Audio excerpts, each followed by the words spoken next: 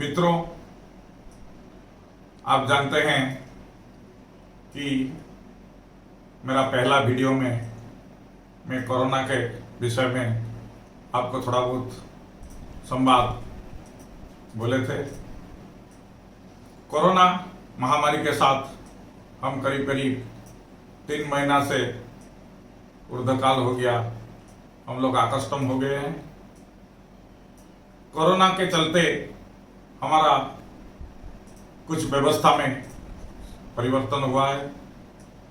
पहले में जब कोरोना नहीं था, हम अपना हिसाब से सुबह उठते, सुबह घूमते हैं, अपना काम से कहाँ कहाँ जाते रहते हैं और खाने का टाइम भी ठीक नहीं रहता था और कब लौटेंगे उसका भी कोई ठिकाना नहीं था।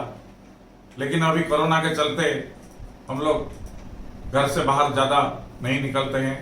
सरकार का नियम के अनुसार हम लोग तुंडी बांध के बाहर निकलते हैं और डिस्टेंस मेंटेन करके हमारा दिनचर्या करते हैं। कहीं भी जाते हैं तो ज़्यादा से ज़्यादा लोगों से जैसे मुलाकात नहीं होगा, कम से कम लोगों से मुलाकात करके हमारा दैनंदिन दिनचर्या हम लोग चलाते रहते हैं।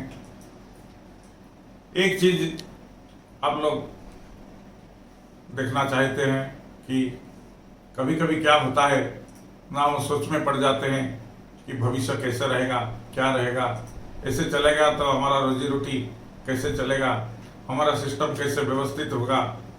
लेकिन भगवान जो करते हैं लोगों के लिए अच्छे ही करते हैं, कभी वो बुरा नहीं करते हैं। हम लोग सोचते खराब, लेकिन वो कभी हमारे लिए खराब नहीं सोचते हैं, क्योंकि हम आदमी है, वो भगवान है। भगवान जब कोई भी चीज़ करते हैं वो हम लोग जानते हैं कि आदमी के अच्छे के लिए करते हैं। जो हुआ था वो भी अच्छा था, जो अब हो रहा है वो भी अच्छा है, भविष्य में जो होगा वो भी अच्छा रहेगा। ऐसे ही सोचने के बाद हमारे हिम्मत आता है। आप लोग जानते हैं प्राकृतिक विपर्यय जब आते हैं कुछ ना कुछ हमारा क्षति करके चले जाते हैं, लेकिन मानव समाज फिर अपना क्षतिपूर्ति करके अपना घर फिर पुनराय संभालते हैं, घर को पुनराय खड़ा करते हैं, हमारा व्यवस्था को पुनराय चालू करते हैं। तो ये जो व्यवस्था अभी चल रहा है कोरोना के चलते बहुत सारे लोगों का जान गए हैं। हमारे भीतर एक भीतरग्रस्तता आ गया है। एक नॉन हिंदी स्टेट से हिंदी अखबार चलाते हुए मेरा 40 साल का जो तजुर्बा है, उत्कल मेल जो उड़िया हिंदी दोनों भाषा में निकलता है और जो इंग्लिश NF टाइम्स मेरा निकलता है। रांची, जमशेदपुर, रायपुर, न्यू दिल्ली से मेरा ये जो अखबार निकलता है, मैं उसके चलते बहुत सारे जगह घूमते फिरते थे और पेपर हमारा ट्रेन, बस, कार, ट्रक इसमें जाता था। आजकल पेपर बाहर जाना बंद हो गया है। हम लोग व्हाट्सएप में, यूट्यूब में ये व्यवस्था जारी किए हैं। आप लोग जानते हैं कि अभी स्कूल सब बंद है, अभी ऑनलाइन परीक्षा हो रहा है, बच्चे लोग ऑनलाइन पढ़ रहे हैं।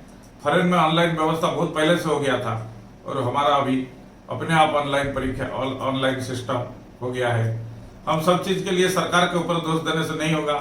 सरकार तो थोड़ा बहुत करेंगे, उसके साथ हमको भी कुछ थोड़ा बहुत करना पड़ेगा।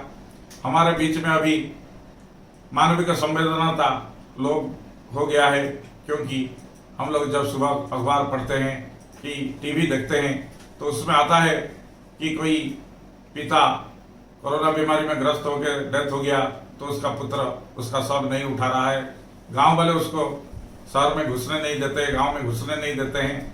ये सब जो व्यवस्था है, वो जो कम्युनिटी फीलिंग्स हम लोग का था, वो सब अभी बंद हो गया है। एक शहर से एक शहर आना जाना बंद हो गया, ट्रेन बंद है, प्लेन बंद है, लोग अपना घर में कैद है। तो ये जो व्यवस्था ये ज़्यादा दिन नहीं चलेगा, क्योंकि सब चीज़ का एक एंड है। और जो खराब दिन होता है वो सबको लगता है कि बहुत देर रहेगा, लेकिन वो देर भी नहीं रहता है, वो भी उसका भी एक टाइम होता है, वो टाइम भी खत्म हो जाता है। हम पुनः अपना पुराने स्थिति को आ जाएंगे। लेकिन कोरोना का जो प्लस पॉइंट है उसमें हम लोग को व्यवस्थित कर दिया।